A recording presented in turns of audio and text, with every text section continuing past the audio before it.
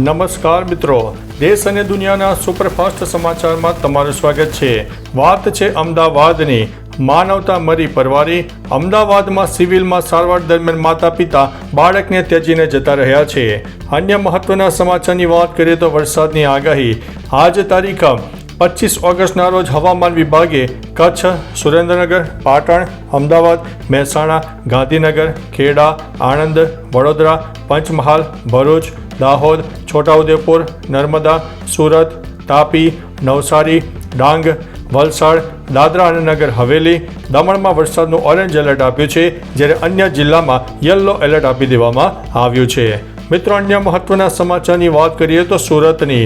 સુરતમાં મેઘરાજા મન મૂકીને વરસ્યા। શહેરમાં ઠેર ઠેર ટ્રાફિક જામના દ્રશ્યો સર્જાયા। 4 સ્થળોએ વૃક્ષો ધરાશાયી થયાની ઘટના પણ સામે આવી છે। મિત્રો, અન્ય મહત્વના સમાચારની વાત કરીએ તો પંચમહાલની બોગસ લગ્નની નોંધણી કૌભાંડ સામે આવ્યું છે। પંચમહાલ જિલ્લામાં બોગસ લગ્ન નોંધણીનું કૌભાંડ સામે આવ્યું છે। તલાટીને સસ્પેન્ડ કરી દેવામાં આવ્યો છે। મિત્રો, અન્ય મહત્વના સમાચારની વાત કરીએ તો કોળી સમાજનું શક્તિ પ્રદર્શન। નવસારીમાં કોળી સમાજનું શક્તિ પ્રદર્શન સામે આવ્યું છે। ભાજપ અને કોંગ્રેસના નેતાની એક મંચથી અધિકાર અને હક માટે હાકલ જોવા મળી છે। મિત્રો, અન્ય મહત્વના સમાચારની વાત કરીએ તો સાબરમતી નદીમાં ઘોડાપૂરના દ્રશ્યો સામે આવ્યા છે। સાબરમતી નદીમાં પૂર જેવી સ્થિતિનો વિડીયો સામે આવ્યો છે। બુલેટ ટ્રેન પ્રોજેક્ટની કામગીરીને પણ અસર થવા પામી છે।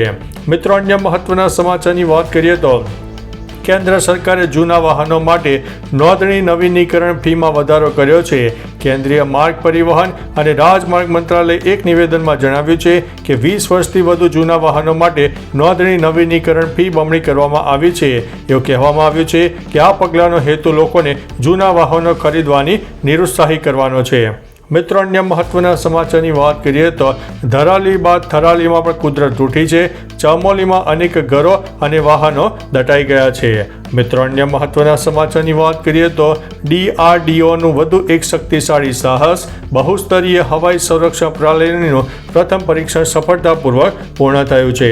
મિત્રો, અન્ય મહત્વના સમાચારની વાત કરીએ તો 100 દેશોને ઇલેક્ટ્રિક વાહન નિકાસ કરવા માટે જઈ રહ્યું છે ભારત। તેઓ PM મોદીએ પોતાની જાણકારીમાં આ માહિતી આપી છે। મિત્રો, અન્ય મહત્વના સમાચારની વાત કરીએ તો બનાસકાંઠાના ઓઢવા ગામે ફાયરિંગ કરનારની ધરપકડ કરવામાં આવી છે। 10 લોકો સામે ફરિયાદ પણ નોંધવામાં આવી છે। ત્યારે અન્ય મહત્વના સમાચારની વાત કરીએ તો ભૂકંપની। ગીર સોમનાથ જિલ્લાના તાલાલા ગીર ખાતે રાત્રિના 8:07 આસપાસ ભૂકંપનો આંચકો અનુભવાયો હતો। રિક્ટર સ્કેલ ઉપર આ ભૂકંપના આંચકાની તીવ્રતા 1.8ની માપવામાં આવી છે અને કેન્દ્ર બિંદુ નોર્થ તાલાલા વિસ્તારમાં નોંધવામાં આવ્યું છે। મિત્રો, અન્ય મહત્વના સમાચારની વાત કરીએ તો PM મોદીનો 2 દિવસ ગુજરાતનો પ્રવાસ। PM મોદી 2 દિવસ માટે ગુજરાતના પ્રવાસે છે। ચીન અને જાપાન પ્રવાસ પહેલા ગજવશે ગુજરાત। તો ચાલો મિત્રો, ફરીથી દેશ અને દુનિયાના સુપરફાસ્ટ સમાચાર લઈને મળતા રહીશો। ત્યાં સુધી અમને રજા આપશો। નમસ્તે।